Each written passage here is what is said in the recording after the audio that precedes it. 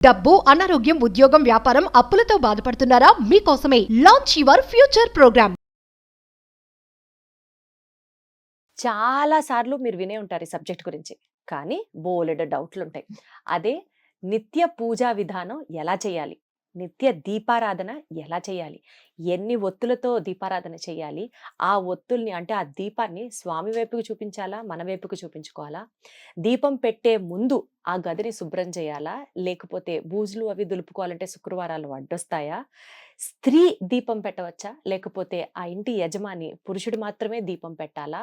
అసలు ఇలాంటి సమస్యలు, ఇలాంటి డౌట్లు ఎన్నున్నాయంటే మాట్లాడే కొద్దీ ఆ లిస్ట్ చాంతాడంతా పెరుగుతూనే ఉంటుంది. మరి ఇవాల్టి మన డివోషనల్ సిరీస్‌తో దీనికి సంబంధించి మనకి కాస్త జ్ఞానం అందించడానికి మనతో పాటు ఉన్నారు. శ్రీ వైష్ణవ సిద్ధాంత ప్రవర్తకురాలు పద్మజ రామానుజదాస్ గారు మనతో ఉన్నారు. పద్మజ గారు నమస్తే. నమస్తే అండి. చాలా కాంప్లికేట్ చేసేసాను కదా నిత్య పూజా విధానం. మనం పోయినసారే చెప్పుకున్నాం, స్వామిని మనసు నిండా భక్తితో పూజిస్తే ఆయన తప్పకుండా వింటాడు, అంతేగాని మనం దాన్ని మొత్తం గందరగోళం చేయక్కర్లేదు అని. కానీ నా మటుకు అమ్మ, దీపం పెడితే అదొక తెలియని సాటిస్ఫాక్షన్, అదొక తెలియని సంతోషం. ఈ రోజు నేను పూజ బాగా చేసుకున్నాను అన్న ఒక సంతృప్తి. కానీ చాలా మంది చెప్పగా విన్నాను, ఇంట్లో యజమాని మాత్రమే పెట్టాలి, ఆడవాళ్ళు పెడితే అంత ఫలితం ఉండకపోవచ్చు అని. సో దీని గురించి కాస్త మాట్లాడదాము, ఇంకాస్త ఇన్ఫర్మేషన్ తెలుసుకుందాము అనుకుని మీతో ఇవాళ మాట్లాడుతున్నాను. నిత్య పూజా విధానం ఎలా చెయ్యాలి, దీపారాధనకి సంబంధించి అంటారు కదా డూస్ అండ్ డోంట్స్ అంటారు కదా, వాటి గురించి కాస్త చెప్పండి. తిరువారాధన లేదా దీపారాధన లేదా పూజా విధానం ఏదైనప్పటికీ మగవారు చేయటం సర్వశ్రేష్టకరం. మగవారు చేస్తే మనకు ఒక సామెత కూడా ఉంటుంది, మగవారు చేసింది ఆడవారి కంటే వారి భార్యకి సగం వస్తుంది, మనం చేస్తే ఆడవారు వారిది వారికే ఉంటుంది.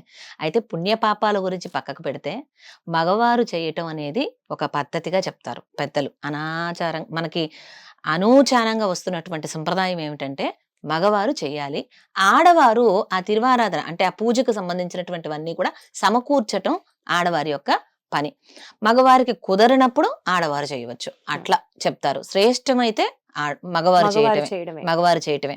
అలాగే దీపారాధన ఎలా చేయాలి మనం ముందే అనుకున్నాం గతంలోనే.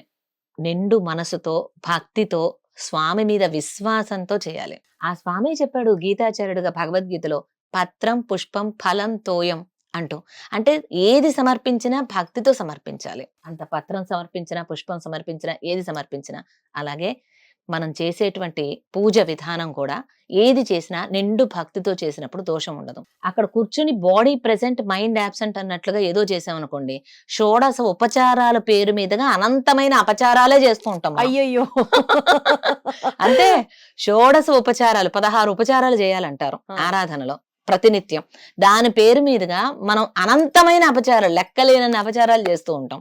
అయితే భక్తి పరంగా చేసే దానిలో దోషం ఎంచడు స్వామి. అంటే మనం అక్కడ కూర్చొని ఇప్పుడు ఫర్ ఎగ్జాంపుల్ స్వామికి అర్ఘ్యం సమర్పయామి, పాద్యం సమర్పయామి, శుద్ధ ఆచమనీయం సమర్పయామి. అర్ఘ్యం అంటే ఏమిటి? స్వామి మన ఇంటికి వేంచేశారు, అలాంటి స్వామికి చేతులు కడుక్కోవడానికి మంచినీళ్ళు ఇస్తున్నాం, తీర్థం ఇస్తున్నాం, అర్ఘ్యం.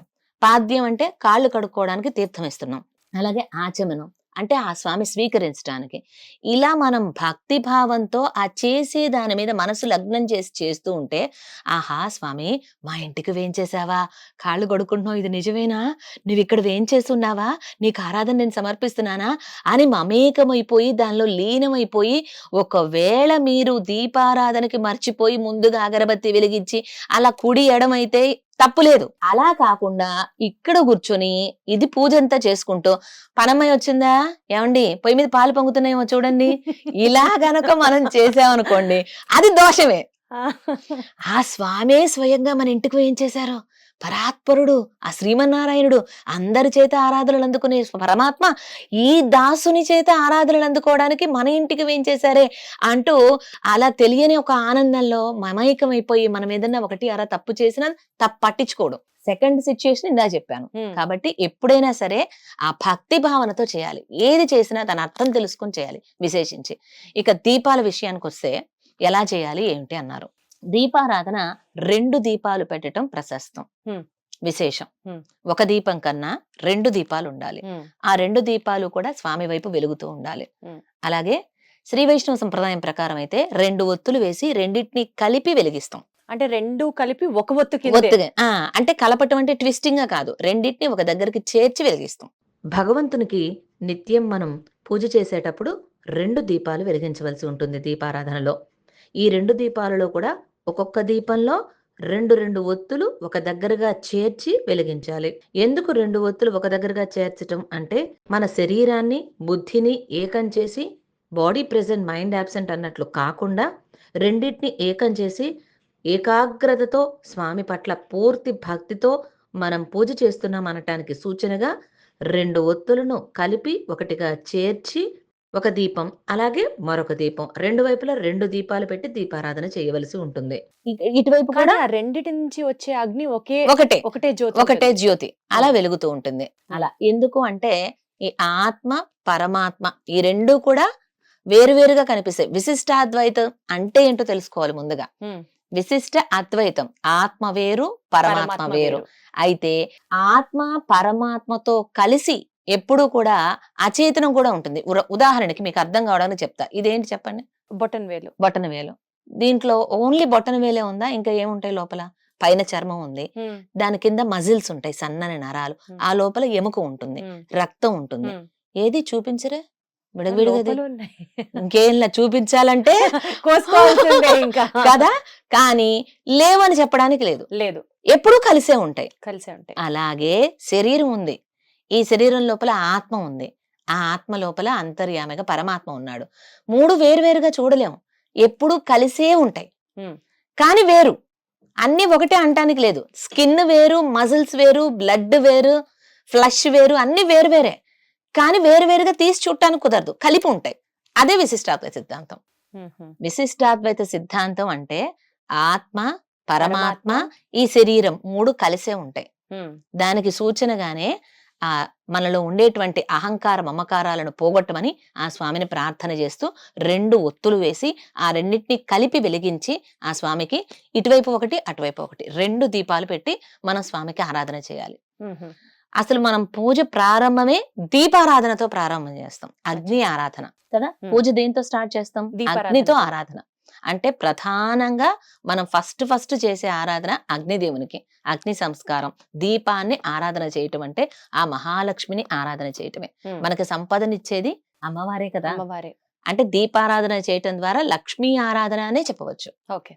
అలా ఉమ్. అలా దీపారాధన 2 పెట్టి చేయాలి. 2 వైపులా 2 ఒత్తులు వేసి రెండింటిని కలిపి 3 చేస్తారు. ఒత్తులు వేసి దీపారాధన చేయాలి అని విన్నాను, అదెక్కడ? 3 ఒత్తులు సంప్రదాయం చెప్పదు, 2 ఒత్తులు శివుడు, వేయాలి. బ్రహ్మ, ఉమ్. విష్ణు ఆ. ముగ్గురికి 3 ఒత్తులు వేసి దీపారాధన చేయాలి అని అదంతా విన్నాను. కూడా ఇక మన యొక్క భావన. మీరు అలా భావన చేసి వేయాలన్నా వేయచ్చు. ఉమ్. అహంకార మమకారాలు పోగొట్టడానికంటూ 2 ఒత్తులు. ఏదైనా భావన భక్తి ప్రధానం. శ్రీ వైష్ణవ సంప్రదాయం ప్రకారంగా అయితే 2 ఒత్తులు వేసి అలా మనం 2 దీపాలు పెట్టి ఆరాధన చేయాలి. ఉమ్. ఇది మొదటగా ఆరాధన చేసే తీరు. అలాగే చక్కగా పరిశుభ్రంగా స్నానం చేసి బ్రాహ్మీ ముహూర్తంలో గనక మనం ఆరాధన కూర్చున్నామంటే డిస్టర్బెన్సెస్ ఉండవు. మెయిన్ గా ఇప్పుడు చూడండి, తెల్లవారింది అంటేనే ఈ టెన్షన్స్ అన్ని వస్తాయి. కానీ అసలు పడుకునేదే 12కో 2కో కదా. అది కూడా తప్పే కదా మరి. డేట్ మారందే ఈ రోజుల్లో ఎవ్వరు పడుకోవట్లేదు. ఆ పడుకొని ఒక గంటన్నర అయ్యేసరికి బ్రహ్మీ ముహూర్తం స్టార్ట్ అయిపోతుంది కదా. అయిపోతుంది. కానీ కొంత అలవాట్లు మార్చుకోవాలి. ఉదయాన్నే చూడండి, పిల్లలు ఎవరినైనా మీరు గమనించారండి, తెల్లవారుజామున లేచి చదువుకున్నది ఎక్కువ గుర్తుంటుంది. ఉమ్. వీళ్ళు నైట్ అవుట్స్ పేరు మీదుగా రాత్రి మొత్తం చదివింది ఒక ఎత్తు అయితే, తెల్లవారుజామున 4-5 గంటల మధ్యలో లేచి కూర్చొని చదివితే అది ఎక్కువగా జ్ఞాపకం ఉంటుంది. ఉమ్. ఎప్పుడైనా ఎర్లీ మార్నింగ్ ఎందుచేతనంటే మనం పడుకున్నప్పుడు శరీరంలో ఉన్నటువంటి ఇంద్రియాలన్నీ కూడా విశ్రాంతి తీసుకుంటాయి. కంప్లీట్ గా బాడీ అంతా స్లీపింగ్ మూడ్. అంటే ఏమిటి? ప్రశాంతంగా ఆ హాయినిస్తుంది శరీరం. అప్పటి వరకు పని చేసి రకరకాల టెన్షన్స్. చిన్నపిల్లవాడిని కదిలిస్తే ఇవాళ ఎవరికైనా టెన్షన్సే. సీత కష్టాలు సీతవి, పీత కష్టాలు పీతవి అన్నట్లుగా ప్రతి ఒక్కరికి టెన్షన్స్. పడుకొని లేచాము అంటే ఒక రకమైన ప్రశాంతత ఉంటుంది. ఆ ప్రశాంతమైన చిత్తంతో మనం ఏది ఆలోచించినా అది చక్కగా సత్ఫలితాలను ఇస్తుంది. ఆ ఆలోచన చేసేది భగవంతుడి గురించి అయితే ఇంకా అద్భుతంగా ఉంటుంది కదా. మనసు ప్రశాంతంగా కుదురుతుంది స్వామి వద్ద, లగ్నం అవుతుంది. ఉమ్. అందుకే చూడండి, ఎంత బిజీ స్కెడ్యూల్ అయినా ఒక 10 minutes అయినా షార్ట్ నాప్ అంటారు, పవర్ నాప్ అంటారు, ఉమ్. అలా వేస్తే తర్వాత మనకి ఇంకా చాలా రిఫ్రెషింగ్ గా ఉంటుంది. ఉత్తేజితంగా ఉంటుంది కదా, అవును, రిఫ్రెషింగ్ గా ఉంటుంది. అవును. తర్వాత ఇంకా బాగా రెట్టించిన ఉత్సాహంతో మనం పని చేయగలుగుతాం. దట్ మీన్స్ ఎప్పుడైనా బాడీకి మైండ్కి రెస్ట్ ఇచ్చామంటే ఏకాగ్రత అనేది కుదురుతుంది. సో భగవంతుడి మీద మనసు లగ్నం చేసి ఐకాంతికంగా ఆ స్వామిని ఆరాధన చేయటానికి, పూజ చేయటానికి తగిన సమయం తెల్లవారుజామున. ఆ సమయంలో మనం గనక ఆరాధన చేసినట్లయితే మన మనసు ఎంత లగ్నం చేస్తే, మనం ఒక్కడు గుర్తుపెట్టుకోండి దీప్తి గారు, మనం ఒక అడుగు వేస్తే స్వామి వైపు, ఆయన 100 అడుగులు వేస్తాడు మన వైపు.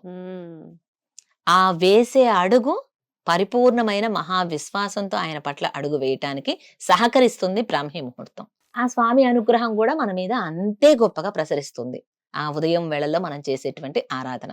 అందుకోసం ఉదయాన్నే లేచి ఆరాధన, చక్కగా దీపారాధనతో పూజ ప్రారంభం.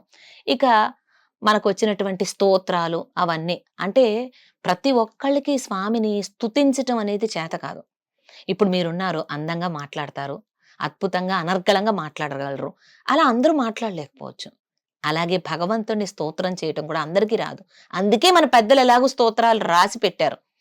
ఆ స్తోత్రాలు ఫర్ ఎగ్జాంపుల్ విష్ణు సహస్రనామం, లక్ష్మీ అష్టోత్తరం, ఇలాంటివన్నీ కూడా అష్టోత్తర శతనామ స్తోత్రం, ఇలాంటివన్నీ స్తోత్రాలు. ఈ స్తోత్రాలన్నీ కూడా చక్కగా చూసి భక్తితోటి వాటి అర్థం అంతో ఇంతో మనం అవగతం చేసుకుని ఆ స్వామికి విన్నపం చేస్తే ఆయన చూసేదల్లా మనలో భక్తి మాత్రమే.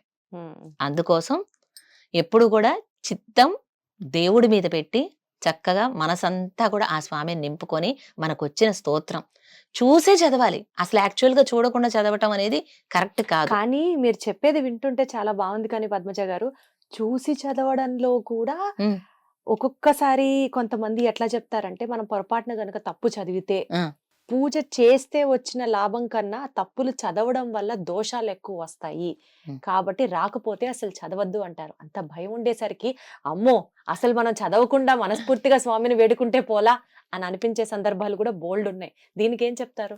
దీనికి ఒక ఉదాహరణ చూద్దాం. చిన్న బాబు ఉన్నాడు, ముద్దు ముద్దుగా మాట్లాడుతూ ఉంటారు.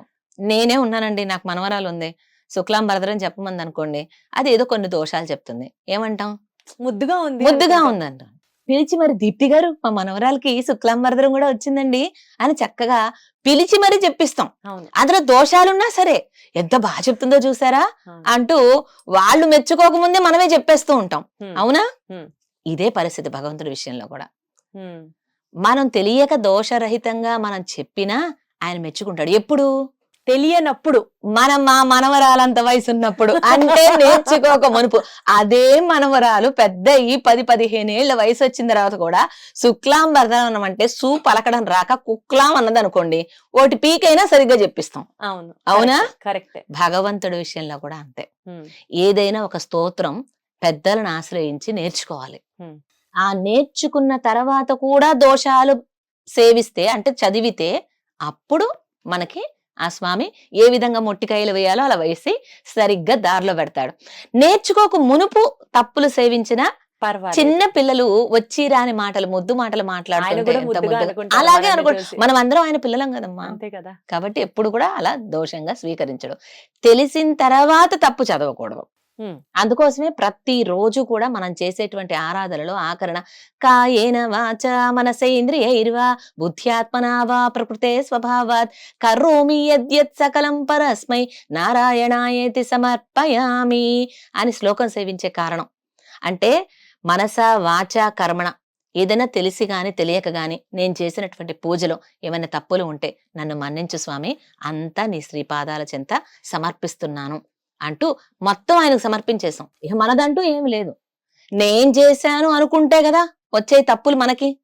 నేను కాదు చేసింది, నీవే నా చేత చేయించావు. ఇది గుర్తు పెట్టుకోవాలండి. ఏ పని చేసినా నేను, నాది, నా కొరకు, ఈ 3 వదిలేస్తే మనకి దానివల్ల వచ్చే ఫలితం అంటదు. ఒకటే లెక్క. చిన్న టిప్ ఇది.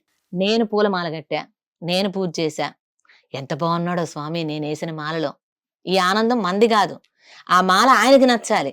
అది గుచ్చుకుంటుందా ఏమిటి? వాళ్ళ తులసి మాలలు వేస్తున్నారు, శనివారం వచ్చిందంటే చాలు ఇంతెంత కాడలతో తులసి మాల వేస్తారు. అదే మాల ఒక్కసారి ఇలా చేత్తో పట్టుకొని చూడండి, మెళ్ళో వేసుకోకపోయినా గుచ్చుకుంటూ ఉంటాయి కాడాలు మనకి. ఆ స్వామికి మాల వేయటం వల్ల ఆయనకు ఆనందం కలగాలి, పూజ చేయడం వల్ల ఆయనకు ఆనందం కలగాలి, మనం వేసిన వస్త్రం ఆయనకి సంతృప్తికరంగా ఉండాలి.